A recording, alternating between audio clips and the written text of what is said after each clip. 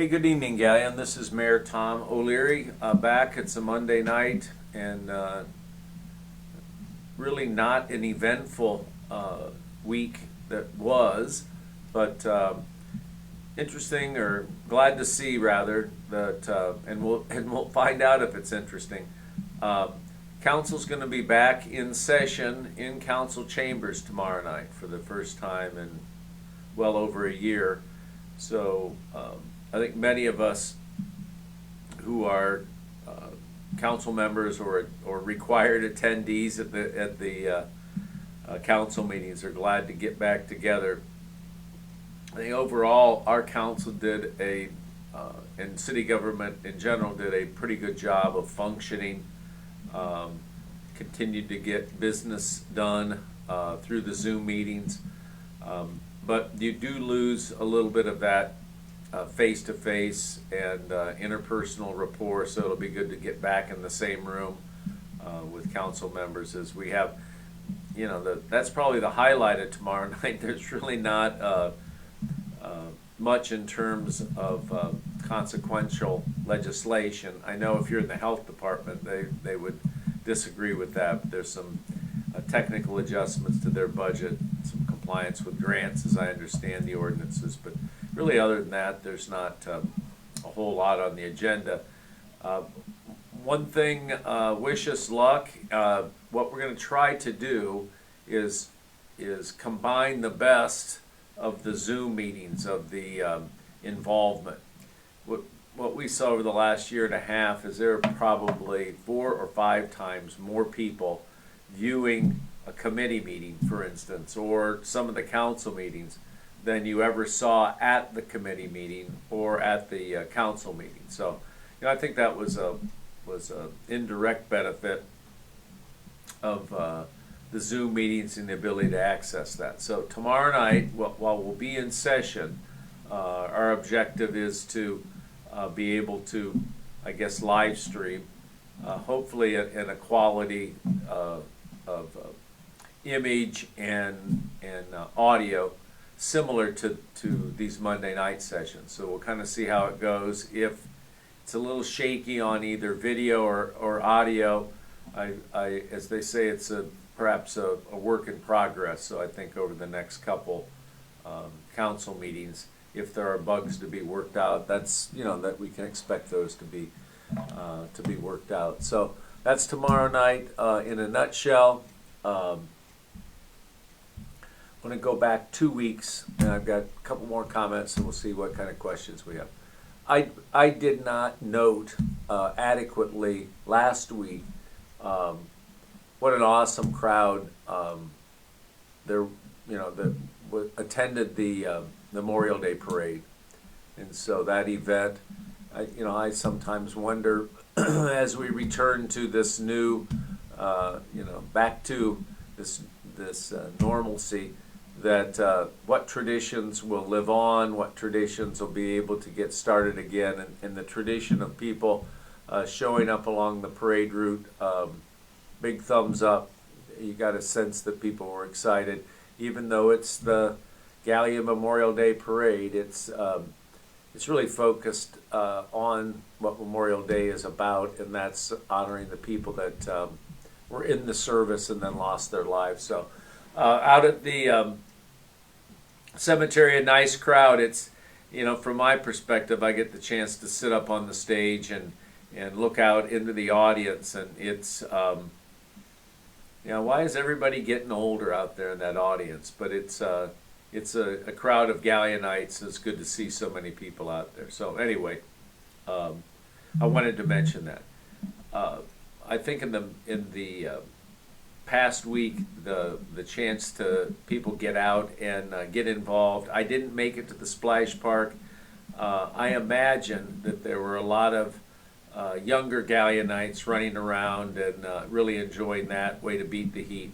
I was over at the pool twice over the weekend, and just really we get an idea of how important a swimming pool is to a community when you see the kind of participation, attendance, if you will, that we had over the weekend. So I know two times I was there, I didn't see a line, but it was full of, the teenage kid crowd, and in a couple of reports of some, unacceptable language. But I think other than that, it went off, it just went off without too many hitches, and it showed that the YMCA was ready for the gate to open and the season to start. So we're counting on that City of Galion YMCA partnership to manage the pool and splash park as they have in the past. So that's what I saw around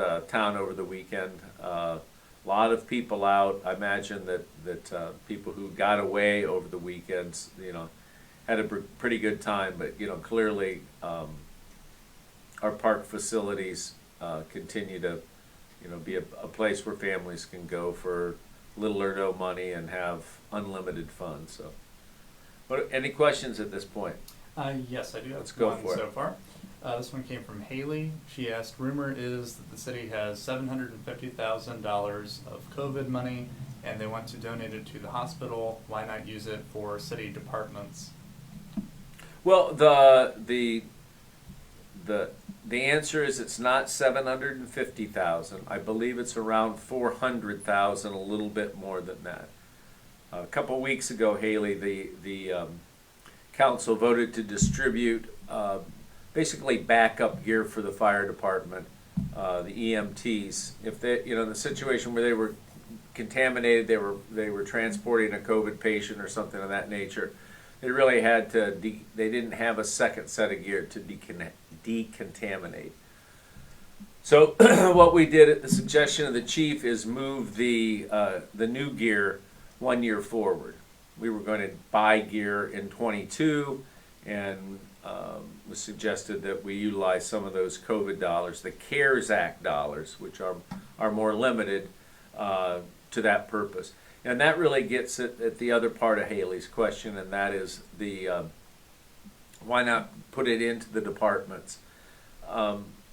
There are pretty tight limitations on what we can do, and then the other part in terms of how you can use it in individual city departments. The other part of the question, and then I'll try to explain what I think the city council is going to do to provide direction on utilizing the last of those funds.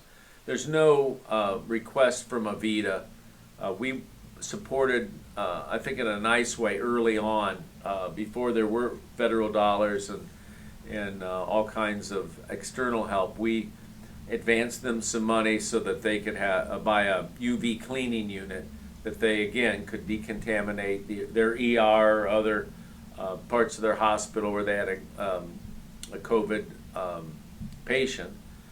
And then we used it to do the same thing to our ambulances when, for instance, we would haul somebody from a nursing facility or some other place, and the patient was, clearly determined, later tested positive for COVID. But I think everybody involved kind of, you could tell that. So that's really the main use of money.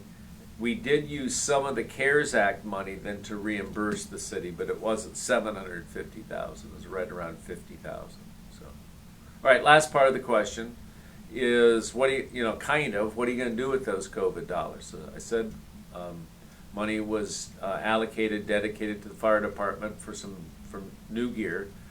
The other two uses are the proposed uses are one, to use the Chamber of Commerce, which very successfully distributed more money than the city is going to be able to push out to them. They very successfully distributed that money to the business community. So what I anticipate is them taking those funds and putting together a mini grant program. I think last year when they got money from the county commissioners, they were able to do up to $10,000 grants. I think in our conversations, or I have to be honest with you, my conversations with the chamber really haven't, and then relating that to council, we're probably looking at more like $3,000 max grants. But again, some of the businesses are slower to take off, get going. There are those one-time expenses. It's hard to find help, all those things. So half of the money, if you will, roughly will go earmarked to the chamber for business assistance.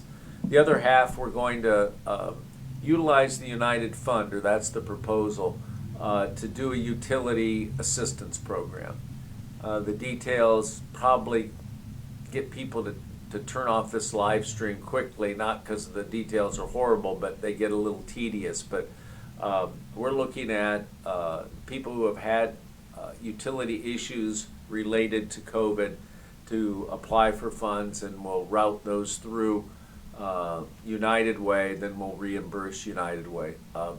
Our hope is that we'll be able to distribute as much or a little more money than we did with the utility rebate program last year, which candidly, the worst part about it was we didn't have enough participation. And if I knew then what we know now, we probably would have increased that amount more to up over $100. So, Haley, those are the two uses that we'll begin to discuss. There's nothing on the agenda tomorrow night, but in the committee meetings that follow this week, there'll be that discussion about allocating those CARES Act funds. The American Rescue Recovery dollars, with those that somewhat tongue-in-cheek call bite-in bucks, we're working on how to distribute those. However, I think most of the money that the city has been allocated will go to capital improvements in the water system, which will help push back any kind of additional water rate increases. So a little bit early. We've not seen any of that money, folks, in terms of receipt to the city. I'll go on for one more second. There have been 2 meetings at the county level convened. The county commissioners have kind of pulled everyone together. We're meeting at the Crawford Partnership. It allows the cities have participated, the commissioners are there, the county engineer.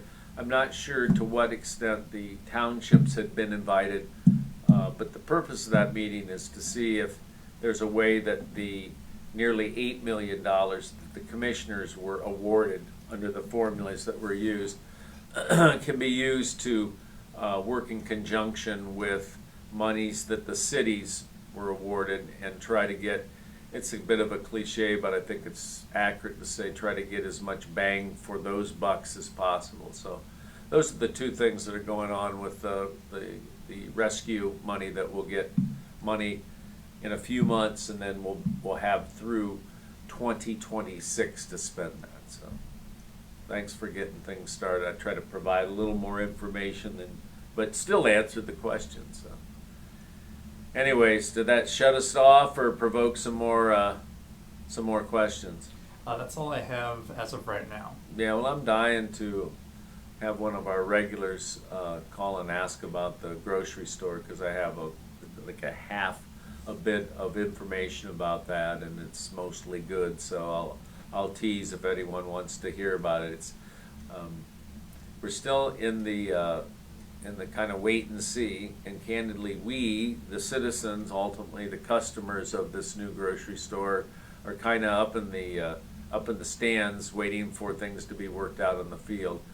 Don't expect the city to play any sort of major funding or financing role in this. We may be asked to do some things to get this new tenant in place, but certainly this looks like what's under active discussion is likely to be a private sector deal, private sector contract, private sector arrangement, and looking forward to it. Trying to get some more confirming information, and because I don't think it's right to let people hang out there and decide the fate of this grocery, through the social media. So anyways, I can say that it looks like we're moving ever so slowly, but definitely in the right direction to creating some competition for Save-A-Lot and Drug Mart. So. Anyways, I got that. Anything else? No other questions? All right, we're talk a little bit about over the next few weeks. Should be notified by the state of the award of the $460,000 of state dollars to put in roadway out at the Brant Road, North Brant Road development, and the narrow vote of the last meeting, in 30 days that legislation will go in place, and so we're about halfway to the point where we could take action on that authorization to move towards water and sewer lines. Really all that does is appropriate dollars, and as I mentioned I think last week, or I have a couple of times recently, that there are probably 2 or 3 other pieces of legislation that council will have to pass, among them authorizing our office through the service director to bid those contracts, and then certainly legislation to allow us to enter into any kind of contract. So there's still much more to be done on that front, and to a certain extent, Freeze, I think people are weary from the Freeze Center discussion, so I don't want to rev that up entirely, but I will say that that there's a step-by-step process of getting the infrastructure out there, and then certainly the big item for discussion or solution is how to put together the rest of the money that is required or in the estimate to build the facility itself. So anyway, I'll wrap up by saying that I guess the only new idea I have, and for me it's not new because I've been working on it for a couple of weeks, but in order to try to advance some of the questions or comments or criticisms, if you will, about the Freeze Center, I'm going to ask that city council or city government get a couple of elected officials agreeing to sit down with a couple of people from the YMCA, probably their director and one of their lead board members, and then a couple of reps from the Port Authority, and look at where we are right now. Try to define, try to define various roles. I think in particular, try to clarify the role that the YMCA can play in the operation of the facility, and I believe that small group, if successful, will be able to answer a lot of the questions that those people on the fence about the project itself, or kind of skeptical about it. Much of that skepticism that I've heard really comes from people who are not sold on the operating plan or what they know about an initial pro forma that was developed. So this group will try to sit down and go through each item in the proposed operating spending plan and make judgments as to whether or not those estimates that were done now a few years ago are accurate, or whether under the WISE leadership we can operate it with a little lower operating expense. So I'm looking forward to that. I don't expect this to be a committee that lingers on, but a group that meets maybe over the next 60 days or a little bit more, goes through the operating plan. By then, we'll have a clearer idea of what additional fundraising that has been put in place, and then we can move, I think, if you will, on a unified front with the city, probably, possibly at least the operator, the facility, the local YMCA, and then the Port Authority providing what they can under the law, as well as developing any kind of additional funding sources that are out there on either the private or the public side. So, all right. Well, I hear a lot of loud, fast cars out there, folks, and so I will say, if we don't have any other questions, as we get through the summer, I'm thinking about having some of the other elected officials or people who are involved in some of the key decisions join us on Monday night, and I don't want to say liven up things, but provide a little bit different perspective. There are a lot of times when people don't know who to ask on questions about, let's say, the swimming pool, or on what's going on certain infrastructure projects in the city. So we'll give that a try over the next couple of weeks. So anybody who's dying to come on here and monologue with me or debate me, I'd love to do that. So with all that being said, it's you know, I get a kick out of doing this. So we'll be back next week, and you know, it's nice to see that the people's calendar is changing, and there are not as many people focused on their laptops or their PCs at home, and perhaps they're out enjoying things. So, Matt, I suggest that's what we do, is go out and enjoy the rest of the evening. So, Sounds good. all right, with nothing else, we'll see y'all next week. Thanks.